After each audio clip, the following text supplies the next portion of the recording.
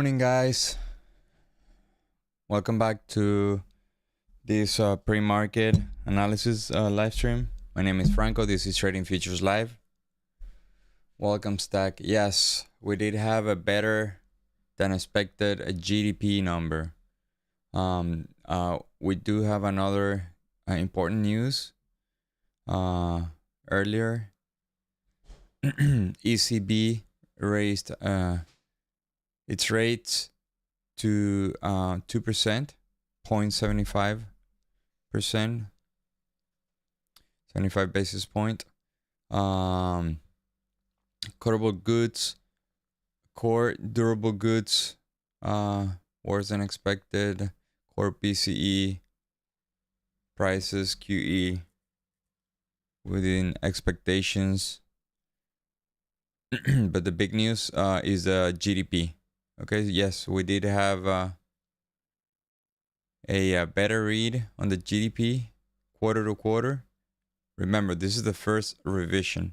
Sorry, this is the first preliminary. There are gonna come 2 more revisions. 2 or 3, I'm not sure.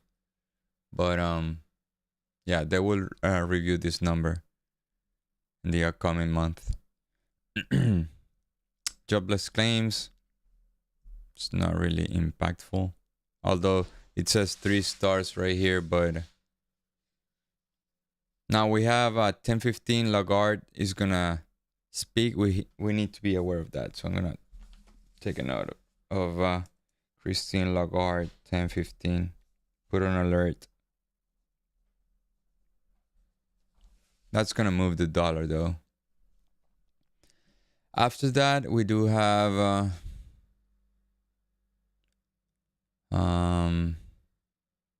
bill auctions. It's not very impactful. So that's pretty much it on the economic side of news. Then the big event today is Apple and Amazon earnings in the afternoon. So we'll check on those charts later in this video. All right, so the dollar is still within the demand that we had from yesterday. The dollar is just coming up today, but it needs to break in a solid manner this 110.48. Okay, so one scenario that I'm looking at is this, because I don't think the supply is right here. The location, this coincides with this pivot. For me, the supply is up here. So I'm gonna draw the possibility of today's movement on the dollar. This is the real supply for me. Again, if it comes back down, I want to go to, this is a 3 hours, right? I want to come back down to the 30-minute and see where London opened, and it's this one. Okay, so I want to be aware of this. I want to be aware of this level. So if we happen to come here, I will expect a movement of this sort. Okay, if the dollar just, because Christine Lagarde is gonna speak, if the dollar just becomes very volatile and breaks to the downside, this is gonna be my retest right here for a continuation to the downside. But I don't think it's very likely. This is a very good high quality demand.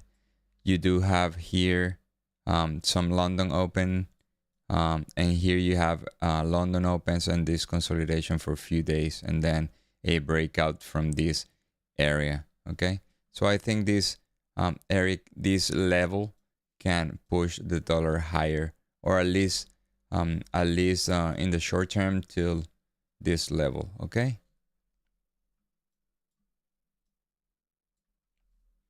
All right, so that's the dollar. We have 3 possible scenarios. Go up, retest, continuation, then come back to London open, and then continuation to the upside, or a drop below London open, a test again on this area, and there's a in continuation to the downside. Those are my 3 scenarios for the dollar. Am I? I'm not early.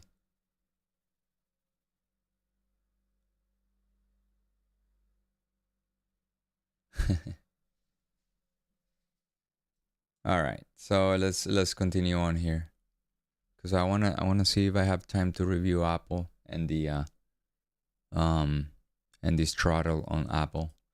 All right, so this is the bond yields. The bond yields does not make me very bearish, so I will approach the short bias with a lot of cautious. Okay, if we break to the downside here, I would probably will be bearish only if we are within this 3.98 to 3.91. Okay, I want to see the bond yields in demand in order for me to be bearish on the market, like in synchrony with the DXY. Okay, so also if we come to this supply, I will be more likely biased to the long side on the equity markets. Okay, so just keep in mind that this chart is not giving me the short bias in the equity markets. Okay, now we came to this level and we managed to bounce from here, but after the GDP news, this thing just dropped big time, like 1%. Okay, I'm neutral on this chart though. One chart that makes me pretty much bullish is the VIX. Now the VIX is derived from prices, right? So this chart is not telling me anything that is gonna happen beforehand, like the dollar or the bond yields. This chart just derives from a price dropping or going up, right? But the VIX, it looks like I said, this demand was already tested, so the most likely scenarios that we have a continuation to the downside. Now another level that I don't have it here, but is important, I think, is 26.17, 26.18. Probably we can have a bounce from this level. So the scenario here will be something like it can come here, retrace to the upside again, and then continue to the downside.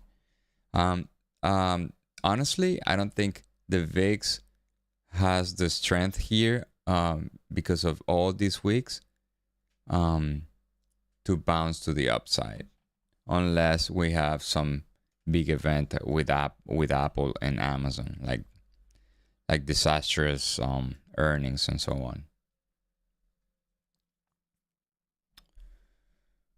All right, this is another chart that makes me a bit bullish. All right, crude oil. Crude oil is continuing going up.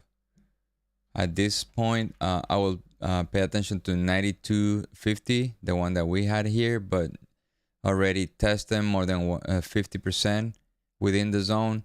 So most likely the crude oil will probably get to $100 if we manage to break this 92.52.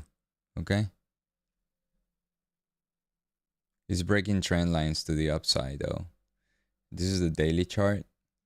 If you put a trend line right here, it already broke it to the upside. Came here, it tested the trend line, and it's bouncing back up. Now trend lines are very subjective. I just glanced them just to be aware. All right, regarding the ES. The ES came to the supply yesterday completely. It completed the supply to the upper part right here. Never got to the high quality area, which is 3904. Came here, bounced back down, and now we are within the supply again. See how we tested this pivot yesterday in the overnight, but the momentum to the downside didn't get to this level. So that's another reason that I might be a little bit neutral bullish. Okay, I know Meta has a bad news, and Google and so on. All the big tech are having problems, and their stocks are dropping. But I will just pay attention to this chart. Okay, where I'll be more bullish if we have this scenario. I think if we have this scenario, I think it's very bullish. Okay, if we don't break this area from the overnight, we need to have a solid breakout to the overnight high. Okay, if we don't break this, it's hard for me to think bullish. Right now I'm 100% neutral, and if we come back here and we need not to test this demand. Okay, if we touch this demand, the story will be different, because now buyers are buyers are more involved from this demand. Now if we break this demand, then completely bearish, but for now I am just neutral in this chart. Now I don't account for this supply anymore. All this was taken out yesterday. Okay, I think the real supply is right here. So within this, if you go to the 5 minutes, let's go to the 5 minutes. You just have a bunch of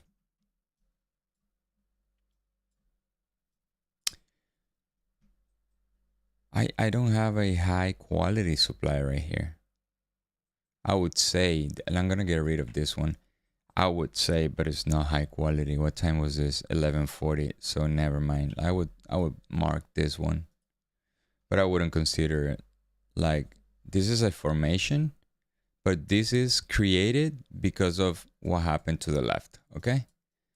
So if I would have any other geometry here, less wicks, like a more clean drop, I would probably put this, but it's too many candles within this area. Okay.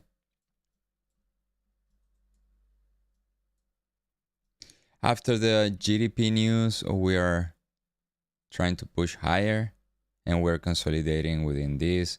So let's see what happens when the open comes, and how the internals are behaving. Okay. All right, so let's continue on. Let's go to the Nasdaq, because the Nasdaq has a very interesting chart. Like, you guys see my short yesterday is incredible. My short yesterday was stopped out here. I was stopped out here. It's okay. And then ended up dropping for the rest of the day. I know yesterday was sort of a weird and very hard trading day for me, because the dollar was signaling the entire day that the market might drop, but we had this squeeze up to the supply, right? So the way I can interpret that is that, all right, sellers are not selling in this way up. Okay, when the market is going up this way, probably there are very little sellers, right? Just market makers trying to fill up orders, but the real sell orders are right here. So it makes sense that the market can go up without big buyers involved, just like a vacuum trying to attract price until they find a book, like a big chunk of orders, and then they throw all those orders to the market, right? In this case, to sell. And to buy is the same story. Like, buy orders can work as a vacuum attracting price, right? And they do. Like, big orders attract price. All right, same story here. After GDP, we're trying to push higher here. Now, I don't care if GDP was positive or negative, right? In reality, there's not for me to make the assumption that the market will go up or go down based on that, right? I'd rather just lean on the dollar and other things. But I do have this area on the pre-market, right? We didn't get here with the news, and we are lower, right? So this 465, 491, 465, 499 is a good area to short. Now, what do I need? Dollar in demand, yields in demand, ideally, and the internal line, right? So I will pay attention to this. If we break to the upside, then the retest on this one will be a nice long, okay? But if we come here, so this is the first scenario. If we are going to continue to the upside,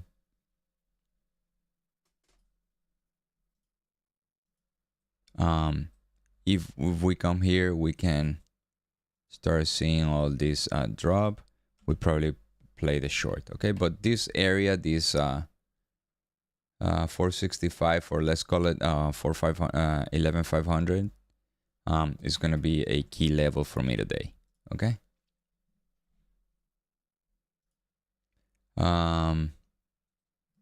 Regarding Google yesterday, real quick, we did have this demand, right? This demand was working partially, but ultimately the momentum was to the downside, and we managed to close within the demand, and now pre-market we're about to break to the downside, okay?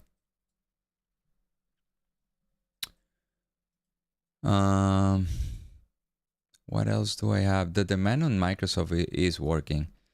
Let's put the daily here. Yeah, the demand is still working. Even though Microsoft had an okay earnings report, still dropped, right? I think Google dragged everything to the downside. All right, so let's do Meta. Meta, they reported yesterday.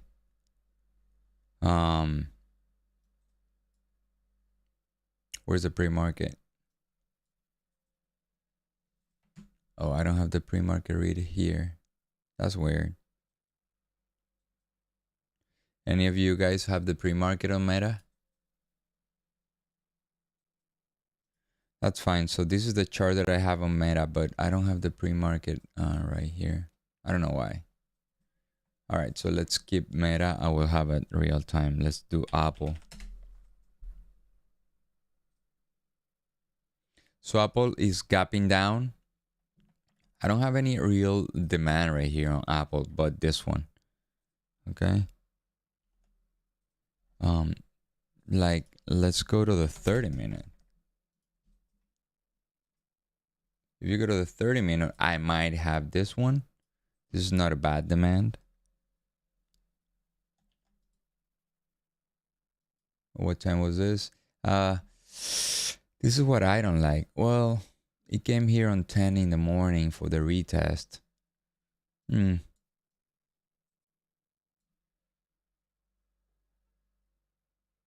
Other than that, I don't have anything. Probably this one. None of my favorites. It's already tested too much within this.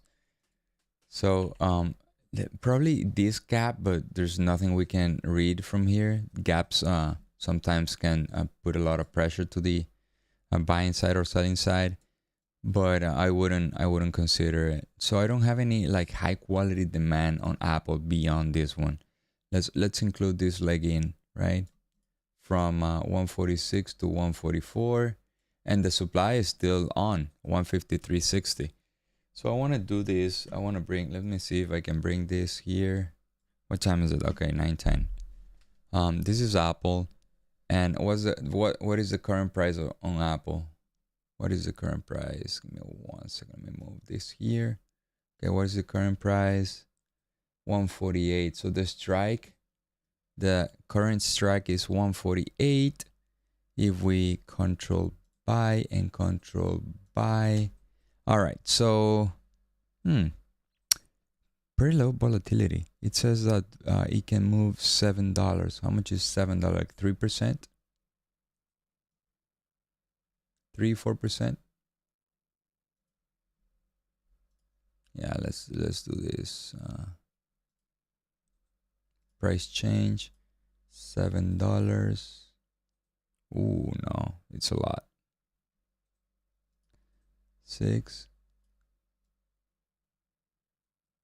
All right, so this is the expectation for the move with the earnings. So this is the pre-market, 155, and yeah, the demand. If Apple happens to drop, the estimations is 7 points, so it'll blow the demand. Okay, so it's yet to see what is gonna happen, but yeah, look at this. Is this $7 drop from the pre-market right now is coinciding with this gap? So I will pay attention to the gap. Okay, let's see how this behave in during the trading day. I always do this exercise. No problem. I always do this exercise right before the closing in the afternoon. So same thing with so this is Apple, right? So let's do the same thing with Amazon. So these are the two big ones.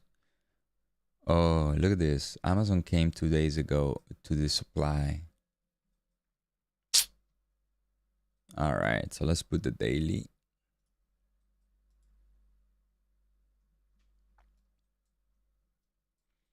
A lot of consolidation here. But sometimes you have this behavior, right? So I think Amazon has some more downside here, at least to these levels. And these levels were putting some buying pressure right here. So this is a September 8, 19, it's 2018. Oh my God, what is 2020? This is a pre-COVID levels right here. I think we might have some more downside here. Okay. Let's see how Amazon reports today. Let's do the same exercise here. Amazon. And what is the strike price? What is the strike price?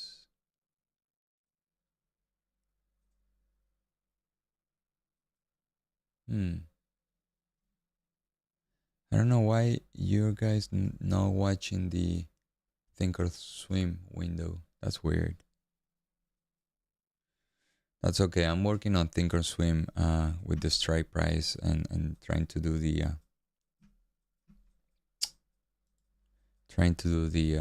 straddle just to see the estimated move for the day.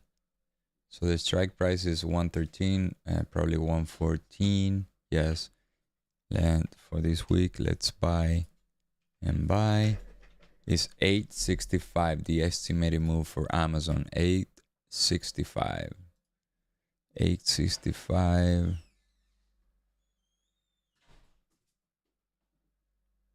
There we go. All right, so Amazon can manage to stay within this range after earnings.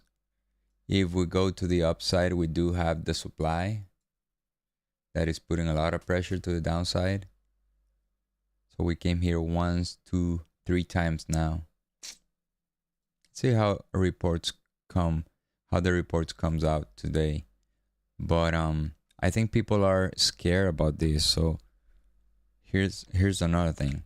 People are selling prior earnings, right? Because of Google and Meta and Microsoft. So all these big tech companies are losing credit, not losing credibility, but they're like migrating from a fast growing company to a more value company. Okay, so value investing might come back with these tech companies. Okay, so with that, I'm gonna wrap up this video. So neutral on the markets, neutral on the dollar. I will approach today with a lot of cautious. I've had 2 red days this week and 1 break even. I haven't win a trade since Thursday last week. So I'm going to be very aggressive cutting my size today. I will probably risk 0.5 to 0.75% of my account on my personal account, so I can preserve the money while I get back in my right state of mind and I start taking good trades. I think that's something that has helped me to stay in the game. When I am not seeing it, when I am not trading correctly, I just cut my size aggressively in order for me to stay in the game. Okay, if I keep losing, I will lose very little, right? When I start I start making good trades, winning, then I'll put more size. All right.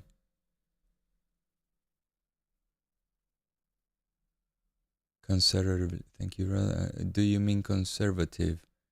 No, I will keep taking my trades today, but size is gonna be aggressively down. Like I'm gonna cut that, probably 1-2 micros, something that is not really significant for me. If I lose 2-3 trades today, yes, very conservative, like very very little size. Why is that? There's something called a risk of ruin that I certainly want to avoid at all costs, right? If you guys don't know what is risk of ruin, Google it and we can comment in the live stream, okay? Risk of ruin. That's what you need to avoid as a trader at all costs. You got to do anything to avoid that, okay? All right, guys. See you guys in 10 minutes. Thank you.